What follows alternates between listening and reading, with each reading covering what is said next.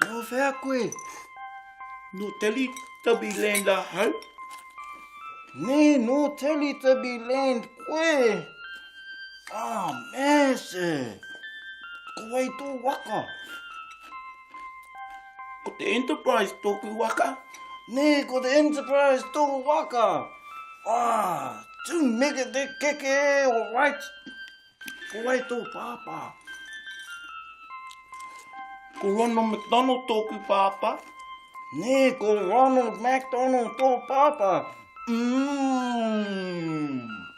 Ko wai tō mama.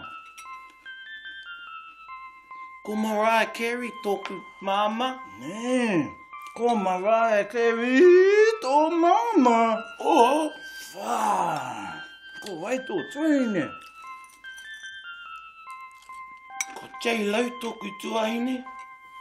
Ne, ko J-Lo tō tuine. Ko wai tō tuakana. Ko Batman tōku tuakana. Ne, ko Batman tō tuakana. Me tō teina. Robin. Wau mō tō whānau. Rongo nui. Tēnā ia. Ko wai tō ingoa. Ko Kāti. Kāti. Ne. Tēnā koe Kāti. Kāti.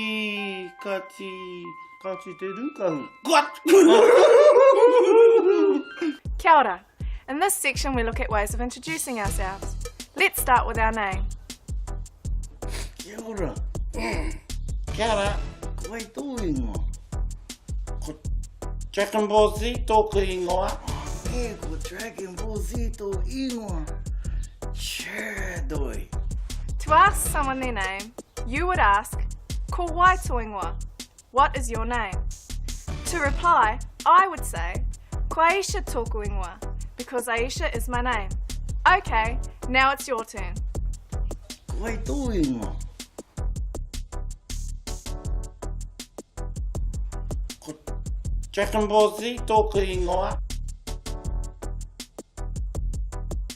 You did well. Now it's time for you to introduce your whakapapa. For this lesson, you will start very simply by introducing some of your whānau, family members. Titiro whakarongo mai, watch and listen to how Henari does his whānau whakapapa. Ko Ronald McDonald tōku pāpā. Ko Mariah Carey tōku mama. Ko J-Lo tōku tuahine. Ko Batman tōku tuakana. Me tō teina. Robin. Ko Dragon Ball Z tōku ingoa. Okay, now it's your turn. We are going to show you some more examples, and you will reply by telling us some of your whānau whakapapa. Here we go. Ko wai tō pāpā. Ko wai tō mama. Ko wai tō tuine. Ko wai tō tuakana. Me tō teina. Ka rawe, you were awesome. The more you practice, the better you will get. Now let's watch Vinny and Henari again. Ka kite anō. Kia ora. Kia ora. Ko wai tō ingoa. Ko Dragon Ball Z tōku ingoa. Ne, ko Dragon Ball Z tō ingoa. Cherdoi. No whea koe. No Teletubbyland la hau. Ne, no Teletubbyland koe.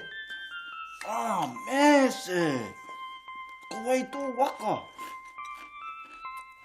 Ko te Enterprise tōku waka. Ne, ko te Enterprise tō waka. Tu mega te keke, alright. Ko wai tō pāpā. Ko Ronald McDonald tōku pāpā. Ne, ko Ronald McDonald tō pāpā. Ko wai tō mama. Ko Mariah Carey tōku māma. Nē, ko Mariah Carey tō mama. Oh, Wā, ko wai tō tuine. ko J-Lo tōku tuahine. Nē, ko J-Lo tō tuine. Fū, ko wai tō tuakana. Ko Batman tōku tuakana. Nē, ko Batman tō tuakana. Me tō teina. Robin. Wau, whā wau mō tō whānau. Rongo nui. Tēnā ia. Ko wai tō ingoa. Ko Kāti. Kāti. Nē. Tēnā koe Kāti. Kāti. Kāti te rukahu. Gat!